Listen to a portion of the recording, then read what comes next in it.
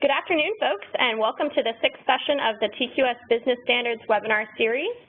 As a reminder, a couple of housekeeping items. You are currently muted upon entry to this call, so if you'd like to join into the conversation, please feel free to use the raise your hand function on the right side of your screen next to your participants panel, or use the chat box to just type in a question here to Julie Dennis or to the host, and we will get you your question answered. All right, and I'll go ahead and turn this over to Julie Dennis. Thanks, Kelly. All right, so as Kelly mentioned, welcome. I know that this is especially a busy time of year with school being getting back in session, so I appreciate you taking time to learn more about personnel hiring policies and procedures and the standards surrounding them.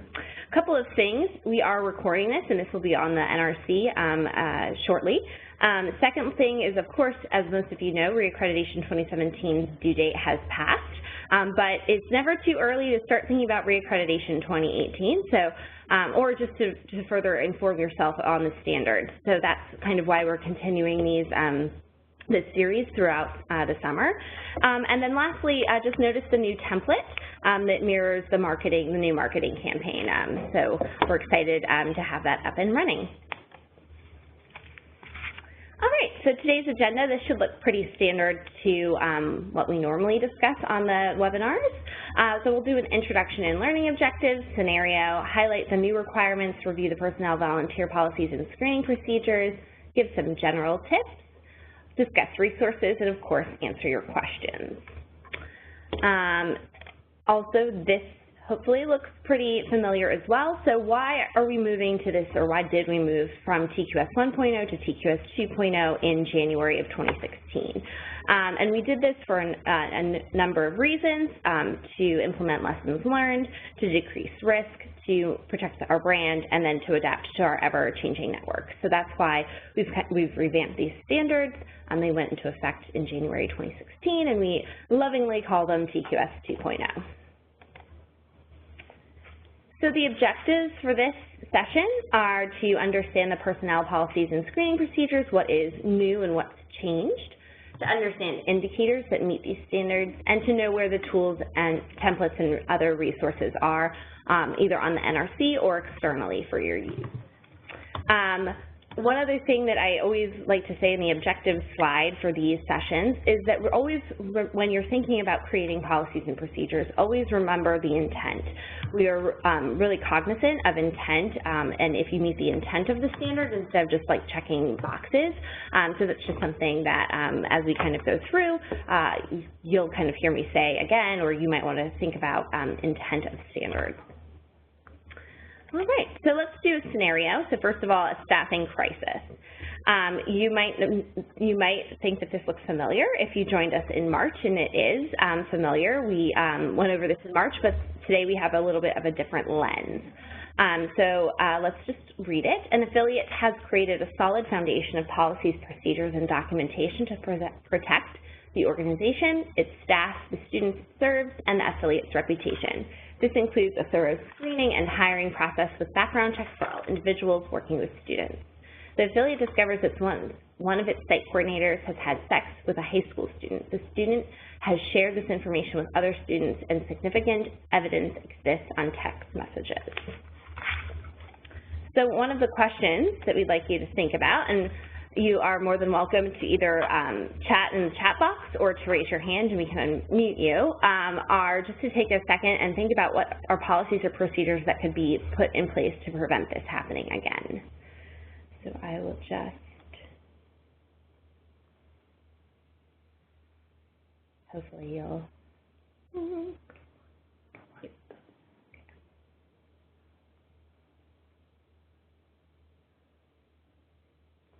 What do you think?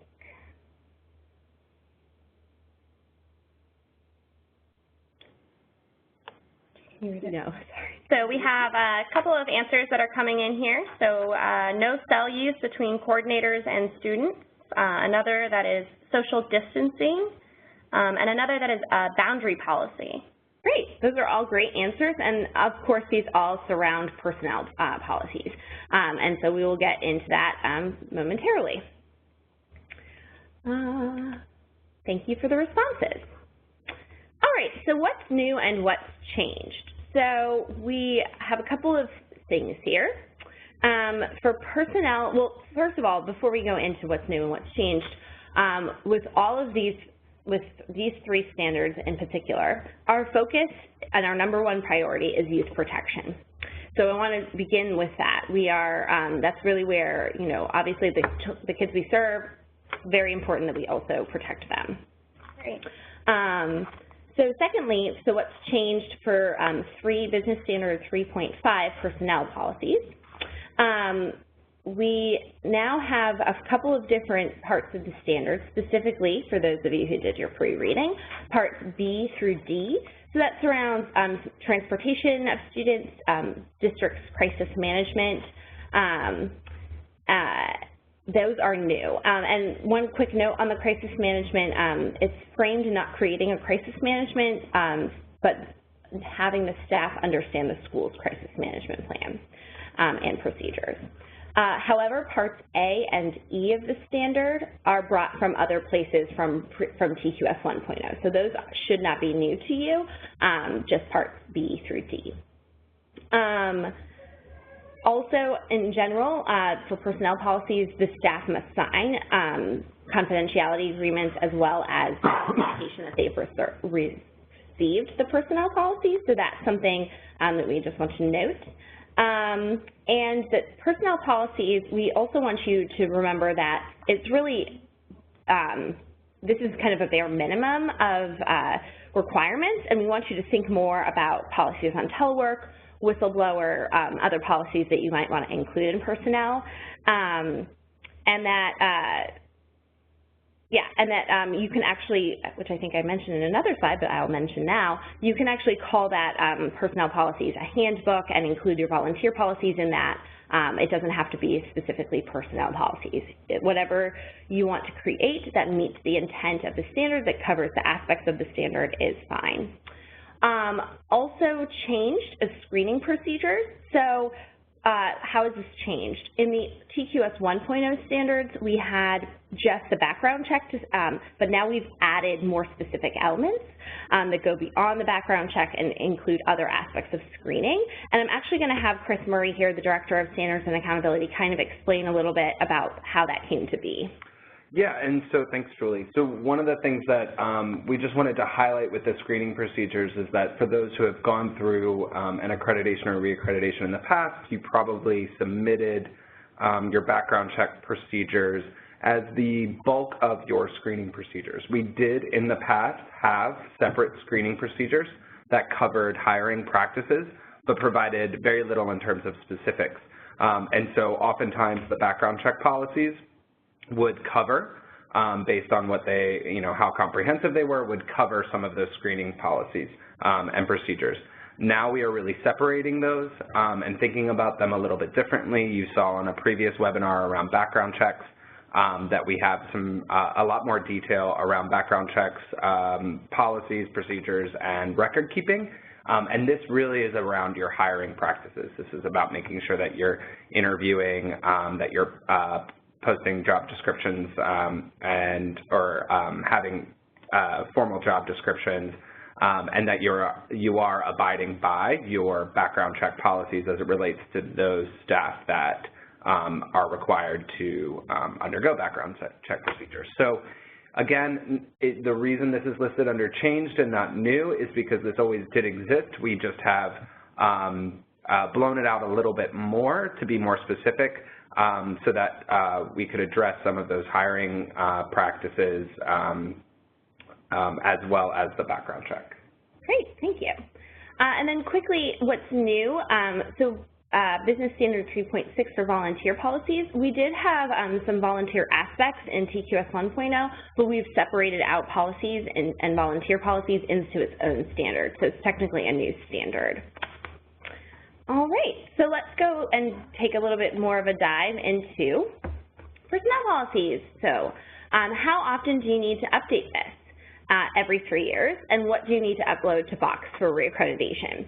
So you need to upload the policy encompassing all aspects of the standard, The documentation, again, that documentation piece, that staff have received the policies and the confidentiality agreement. So there's two things that they must receive, that you must have documentation of them receiving, and the board minutes showing approval. So why do we have the board showing approval? And that's really a risk management. We want your board to be kind of involved in understanding the risk aspects of, of personnel policies and volunteer policies as well. So some things to note, again, there's these sections that are new. So I just picked out, for example, the transportation policy, but the B through D of the standard are new, so just pay attention to those. And specifically for Part C of the standard, how you define staff interaction. What does that mean? Do you allow staff to give out their personal cell phone number? Are you allowed can staff be friends on Facebook with students, et cetera? And so that's something that, we saw in the example that you really need to kind of think through what's best for your affiliate and how that works. And then lastly, as I mentioned, we aren't very strict about if you want to call it a personnel policy or a handbook or incorporate other things as well. We're very flexible as long as you include aspects of the standard. And Chris, did you want to speak more on the staff interaction or another aspect? Yeah, on the staff interaction piece of Part C of the standard, I just wanted to highlight, as you probably noticed from the responses to the original question, we had things like no cell phone use between the coordinator and students, social distancing, boundary policies. The focus around some of these pieces were really around youth protection. It is important that you are paying attention to school district policies as well as partners and folks come into the school district, making sure that they are abiding by those district policies as you are operating in the school itself. And then I would say, this is kind of the clear example of addressing some of those interaction issues, and we are not going to, as Julie said, dictate what kind of level of interaction you have with those students and what you deem appropriate. It's important to consider the needs of the site coordinator and the needs of the students in determining those policies. So as I'm sure you all know, being much more familiar with the school environments than we are, there are a lot of schools that do allow for direct interaction between school staff and students, and some that do not. And so it's just important that you're thinking about the risk there, assessing that, and determining what the appropriate kind of operational needs for your and programmatic needs are for your site coordinators to be able to interact with students and or their parents directly, be it through social media or through texting or phone calls and so on and so forth. And I would also really take a look at kind of the needs of your site coordinator, to be honest. So in terms of self-care, in terms of time away from their students and kind of their own sort of sanity and mental health, thinking about whether you really should encourage or discourage kind of 24-hour access to your site coordinators by your students. So just something to consider as you're thinking about these policies. And that's great, especially with back to school. I think that was actually a topic on Yammer, how do site coordinators practice self-care. So. And we'll be talking a lot about it at the Virtual Institute, so make a plug there around self-care as well. Great. So we're going to move on then to 3.6, Business Standard 3.6, volunteer policies. So this is very similar to personnel, but we just, as I mentioned, we now have a separate volunteer policy, whereas in TQS 1.0 it was part of a different section. So again, the time, every 3 years, what you have to upload to Box, same thing, policy incorporating all aspects of the standard, the documentation that volunteers have received these policies and confidentiality agreement. Again, there are two things for your volunteers to confirm that they've received, and then the board minutes. And for all the same reasons of the risk mitigation, we involve the board so that they are aware. Again, things to note, the transportation policy, and then again, this very similar, pay attention to Part B, how you define volunteer interaction, in particular for regular volunteers, not just one-time deals. I think we are going to do one more slide and then stop for questions, if that works.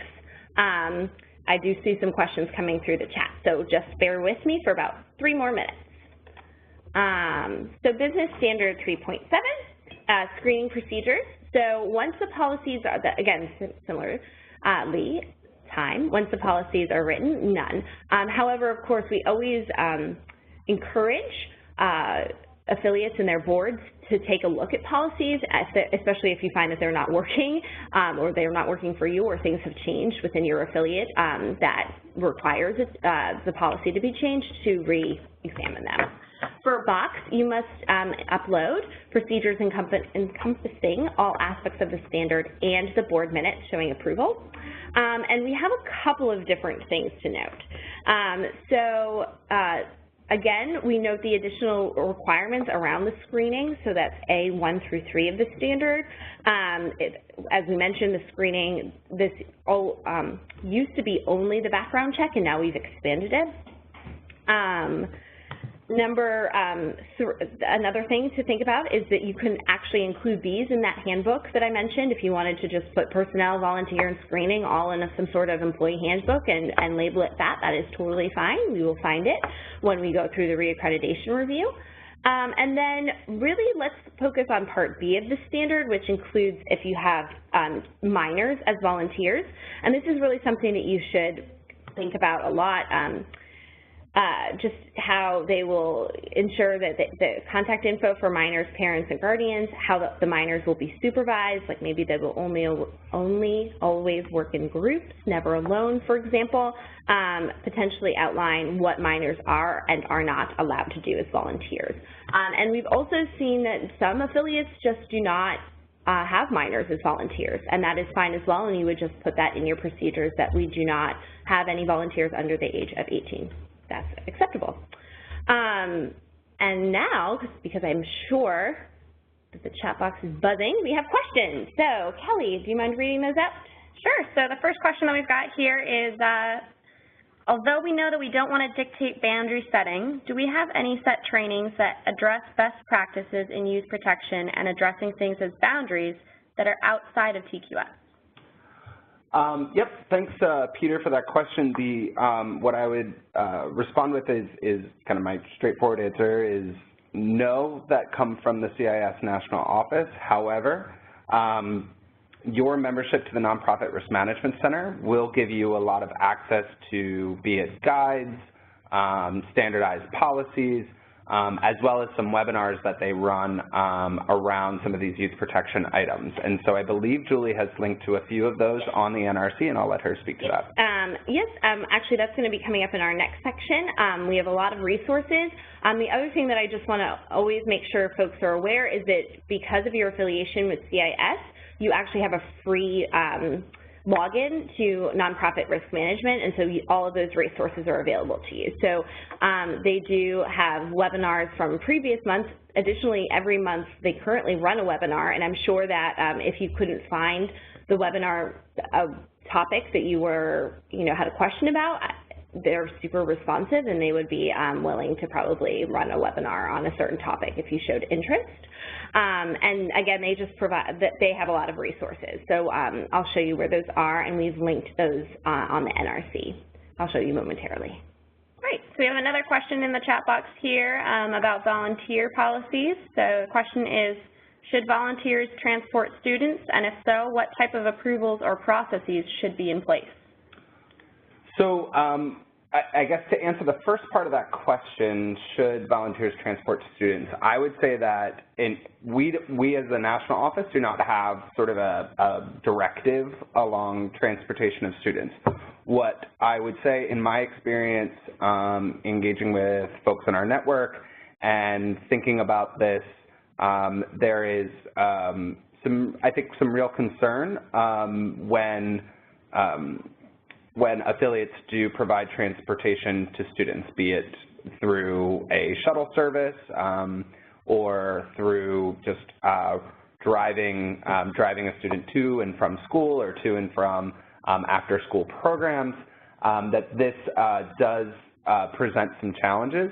What you will also need to be sort of acutely aware of is that once you allow for transportation of students, there are insurance costs associated with that. And so if you don't, well, insurance costs that you should probably insurance policies that you should probably purchase as a result. If you don't have those policies, should an accident happen, should something occur while the site coordinator or any other staff member is transporting students, an accident or anything like that, that you may be held liable as an organization, and without an insurance policy to cover that liability, you may be in sort of serious financial state there. So what I have seen generally from our affiliates is that no, they do not allow, through their personnel policies, they do not allow for the transportation of students. And so I think it's really taking that into consideration and thinking about whether that's viable for you, and if it is not, whether you have the sort of proper kind of risk mitigation pieces in place to address it, be it both a policy that governs when and why and how students would be transported by a staff member of the affiliate, and then also making sure that you have the appropriate insurance coverage associated with that. The other piece I would also, that I would,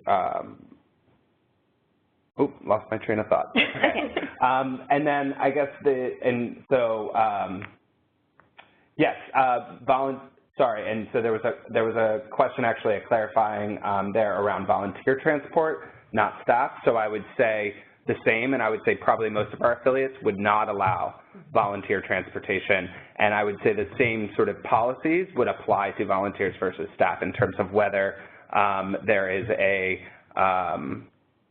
that if you have a policy, or if you are allowing volunteers to transport students, that you have the appropriate volunteer policies in place to govern the when, what, and why, and that you have the proper insurance coverage and that covers your liability as an organization. So the same would apply to your staff versus volunteers. And there's actually, I believe, a few resources that I point to specifically on transportation. So we'll get into those in a little bit. Are there any other questions that we see or any other hands that need to be raised? We will also have time at the end for questions. So now we're going to move into the show and tell kind of portion a little bit. But first, just general reaccreditation tips. Of course, as I mentioned, 2017's reaccreditation date has passed, but if you are going through reaccreditation in 2018, you can start to think about the policies and procedures, and we will be opening up, or we will be making available the Box.com folder structure in November of 2017. That's our goal, so that you will be able to upload things.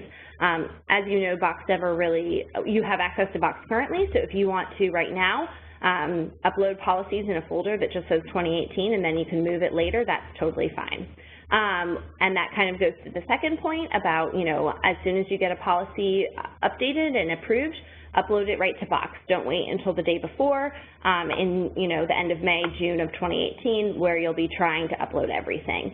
And then we also just request that you use clear naming conventions. So you would have maybe the CIS of Honolulu handbook, employee handbook, and then of course we have lots of resources for you, which we will jump into right now. So I'm going to first do running through the rest of the slides. There's just a few left, and then I will go ahead and actually do a demo on the NRC.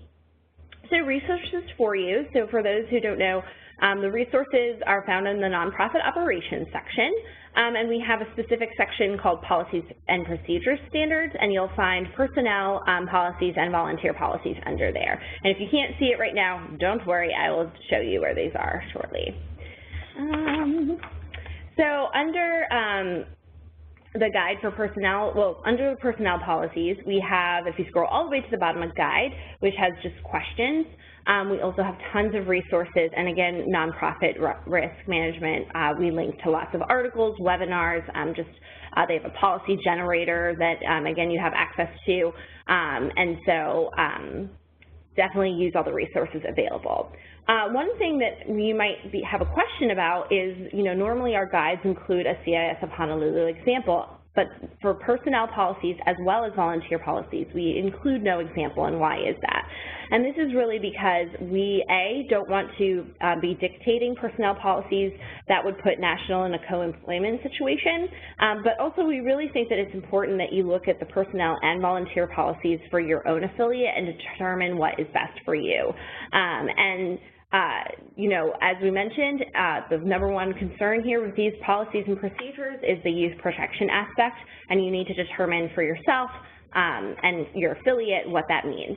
And so we aren't including an example for those reasons. So I'll show you that momentarily, as I mentioned. Just continuing the resources, we have some samples. We have outside resources I mentioned, tutorials, webinars, nonprofit risk management, and again, you have access for free. All you have to do is just sign up with them, and it's basically a login. If you ever have any questions too, I will just give them another plug. They're really helpful and responsive over the phone and over email, so they're great if you are having trouble logging in or getting something. They're quite quick to respond. All right, and then of course, if you ever had any questions about where to find things on the National Resource Center, or as we lovingly call it, the NRC. First of all, there's the website with the password, Empower, to log in. But we also have these fabulous people on staff here called Resource Navigators, and if you email them, resourcenavigators@sysdet.org, they will help you find things. So if you have any questions, we certainly hope that you will use them as a guide to help. And lastly, before I move over into the demo, we also have a section for finding past webinars, and you can also sign up for the next webinar on the NRC. This is in a different section. It's under the accreditation process and standards. But we are coming to a close in this series. The September 28th webinar will actually be the last one, and that covers, goes a little bit deeper dive into employment practices and covers a lot of the personnel policies in Business Standard 6. So we'll be talking about executive director, some other, a lot about executive director and staff hiring. And then we have questions. If it's okay, I'll do the demo first, and then I'll do the questions. The other thing that I want to say is we will email the PowerPoint out to you. And lastly, there's a fabulous survey that Kelly made that I hope that you will all take. We want to know if you find these helpful or not. I believe when you close, when we end the webinar, it should go right to the survey. So if you don't mind taking a few moments and filling that out, we would really appreciate it, and let us know what you think. But before we do final questions, let's do an NRC tutorial. Right, I'm going to come over here. So this is our NRC. Accreditation process and standards, if you were to click on that and then click on affiliate standards, you would get to the webinars. So all the webinars are there. You can download the PowerPoints. You can sign up for the September webinar. But for today, we're going to look under nonprofit operations. And when you click on that, you get this. And all of these are pages that open up into different pages for resources. So personnel policies and volunteer policies are right there. So I've already opened up personnel. So you can see here that it goes over the overview and the policy, which is the same as what you would have in your standards or your pre-reading. And then we have a lot of resources. So we have mandatory reporting by state, which is a state law database. If you have any questions about that, that's a helpful resource. We also have this, this is I think one of the things I was mentioning, the road to safety. So just exploring practical, legal, and effective employment practices for a variety of things. I know we also have, I think, that might be in volunteer. Anyways, there's just a lot of resources here, and then some samples, and then the guide. And I pulled up the guide at the bottom. This is our personnel policy guide. And these are questions that you should consider when creating your personnel policies. Of course, by no means do you have to click, check off all the questions, in the box, but these are just really things that you should be reflecting on. And as we said, personnel policies and volunteer policies are, and really TQS 2.0 is more about, it's about intent and not just checking boxes. So you can use this guide to help you write your policies. Moving back to, let's see here. Oh, we also have something for the National Council of Nonprofits about interns, employee or volunteers, so that's something to think about as well. And then if we move over to the volunteer page, similar setup, an overview, the policy, resources. Some of these resources, they overlap. We have, here it is, the Transportation Safety Guidelines, which I don't think I opened up, so I can do that. So it's just some things to think about and some things that you can kind of click through, especially with workplace safety. We also have some webinars. So as I mentioned, the Nonprofit Risk Management Center has lots of articles, webinars, lots of things. And this is one of them that I just picked out. I thought it was really interesting, managing social risk, media, and risk and reward. And again, this kind of goes into that, do you allow folks to be Facebook friends or tweet to your students if they're volunteers or if they work directly with students or work at your affiliate? So that's just something. And I also think that this is really interesting. They usually bring in experts from the field to speak, which makes it great and a nice, well-rounded webinar usually. I already mentioned that. This is just one example from the Salvation Army on volunteer procedures. You can see that we actually have a couple of samples down the bottom here, in addition to all of these resources. And then, of course, we have the guide. And the guide opens up very similarly into some questions to consider. It's a little shorter, but just things that you want to take into account when writing your volunteer policies. And so with that, I have finished the content of the webinar. I'm just going to go back to these resources so you can see. You can see how much nonprofit risk management comes up. But I'm happy to take questions. And I think there were a couple more that came through. Kelly? Yep, so we have a question here in the chat box about sort of hard lines around what shows up on background checks. So it sounds like the question is around what is maybe from the national office perspective, any automatically disqualifying offenses. Well, I can show you that actually, I think, let me just go back. So for that one, I believe for background check procedures, we actually give a couple of examples, I believe, and there's also resources here.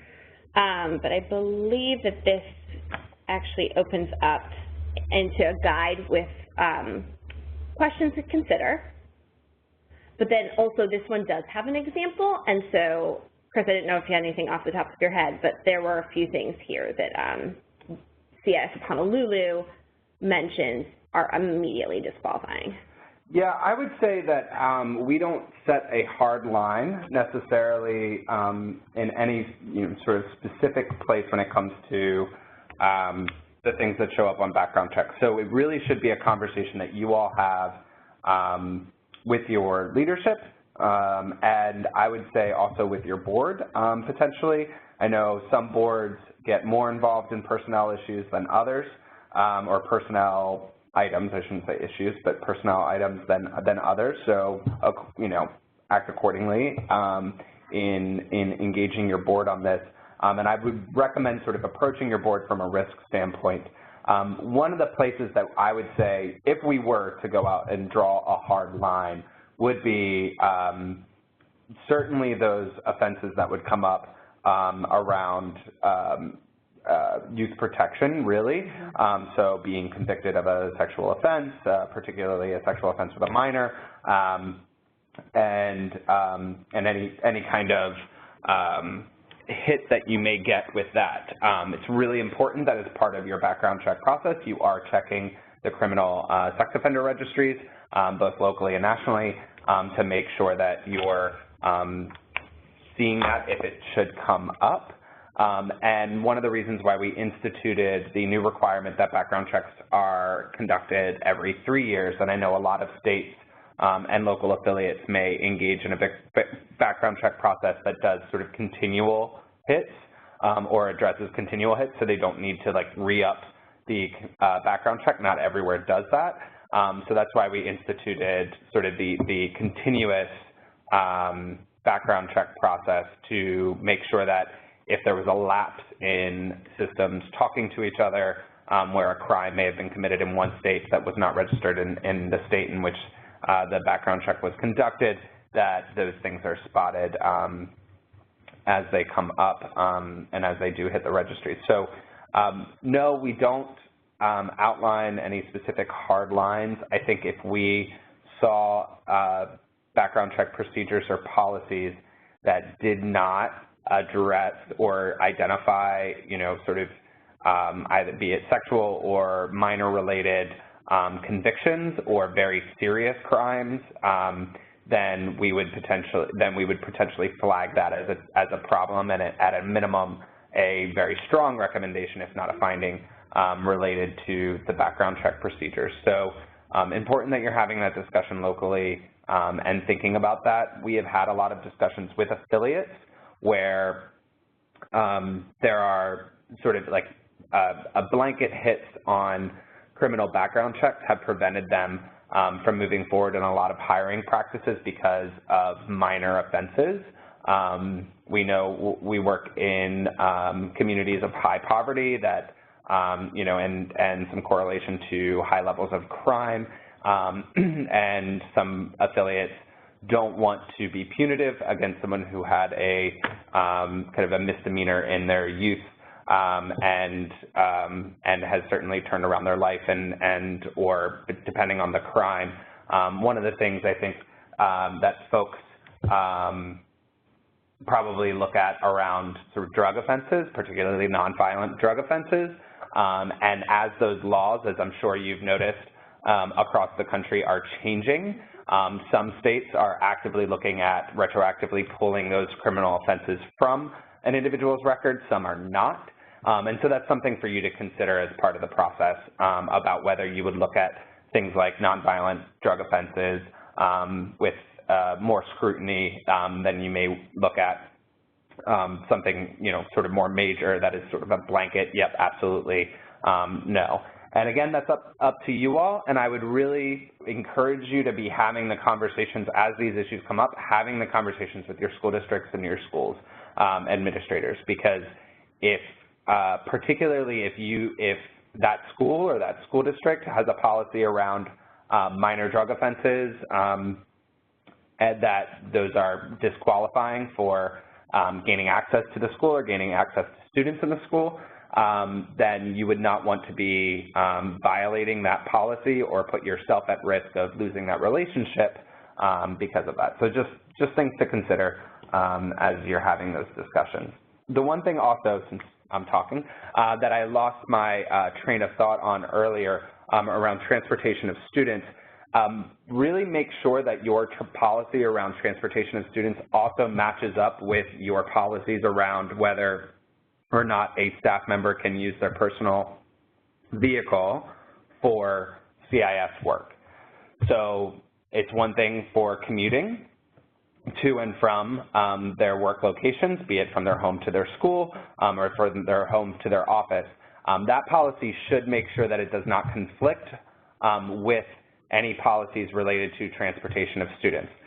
So if site coordinators or other staff are using their personal vehicles to transport students and you are allowing that to happen, but your vehicle policy, your automobile policy, restricts the use of personal automobiles for work-related items, those are conflicting, so you just want to make sure that you're aligning with that. And so if you do allow for personal automobiles to be used by your staff to conduct CIS business, there are several policies that should also be in place around that use. And again, taking a look at your current insurance coverage and making sure that you have all of your liability covered with that as well.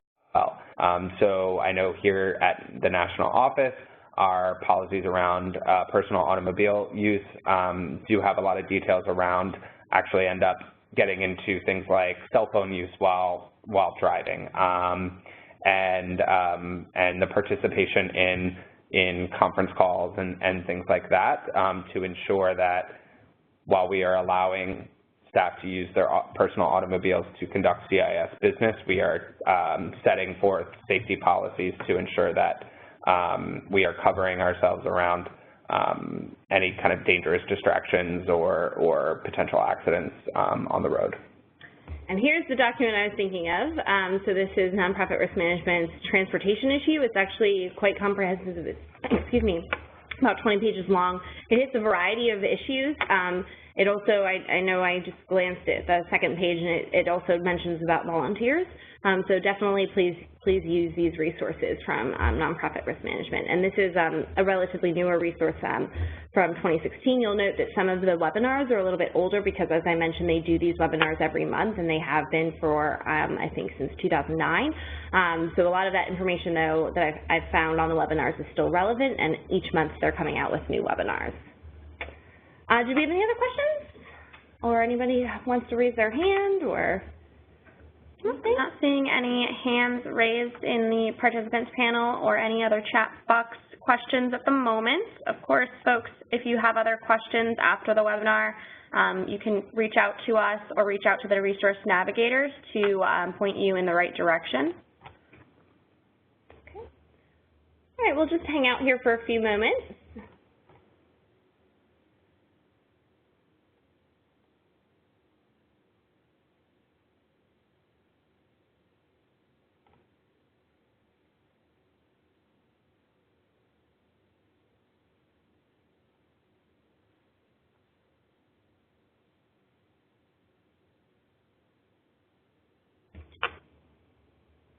Okay.